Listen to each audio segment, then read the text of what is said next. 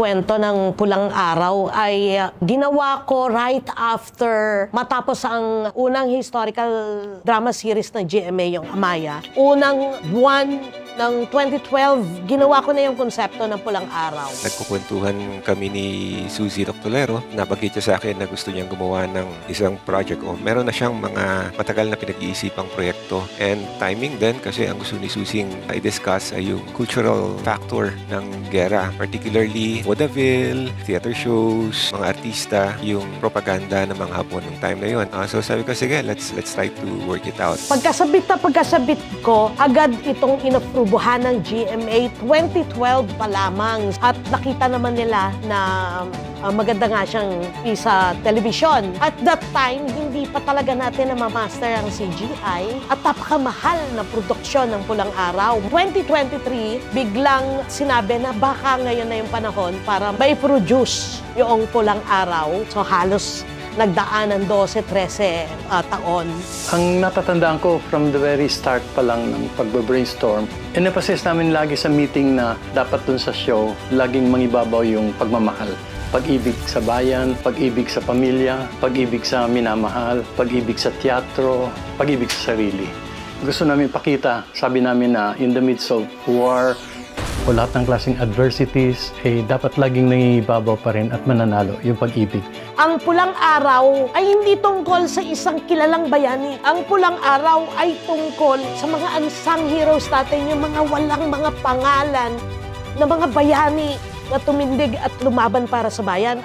Kilalang-kilala nating lahat to dahil sila yung mga lolo at lola natin, yung mga nanay at tatay. Lahat ng Pilipino ay may mga lolo at lola na nagdaan sa gera, naging biktima, naging bayani at lumaban para sa kalayaan ng Pilipinas. At ang dami nilang pinagdadaanan noon. At para for them to just keep on living, even after that, even if they probably would have wanted to call it quits. Kasi nakikita natin how difficult that is. Minaltrato kayo for several years. I'm sure meron rin silang PTSD. This can't be just a personal journey for me. This should be for, at least for the whole team. And we want to be able to share that with the audience. Ang Pulang Araw ay totoong kwento ng bawat Pilipino. Kwento ng lahat ng Pilipino. It's a Filipino story kasi it's the real Filipino story. I don't want their stories to die with them. We may forget our heroes, but I want us to remember the stories of our heroes because that tells you who we are as a race. Ito ay pagpapaalala na kailangan ano man ang mangyari, hindi natin kakalimutan ang ating history. Hindi lang ating history, kundi yung ating roots. Pagmamahal para sa ating bayan na ano man ang mangyari, lagi tayong titindig dapat at lalaban. Hindi para sa interes ng mga dayuhan, lagi dapat para sa interes natin, mga Pilipino. Kasi ano man ang mangyari, kung halimbawa magkagera uli, mawawala silang lahat, pero tayong lahat nandito sa bayan. Kaya ganun-ganun na rin lang naman yung commitment natin.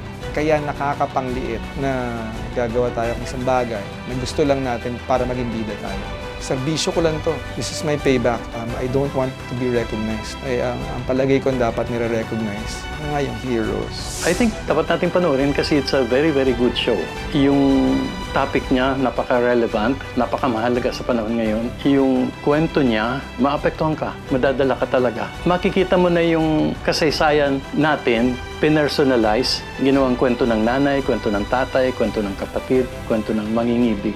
Pinapaalala ng show sa atin na maski anong mangyari, nung paman hanggang ngayon, Pilipino tayo. And the show makes you feel proud na Pilipino tayo, na nung panahon ng Hapon, ginawa natin to.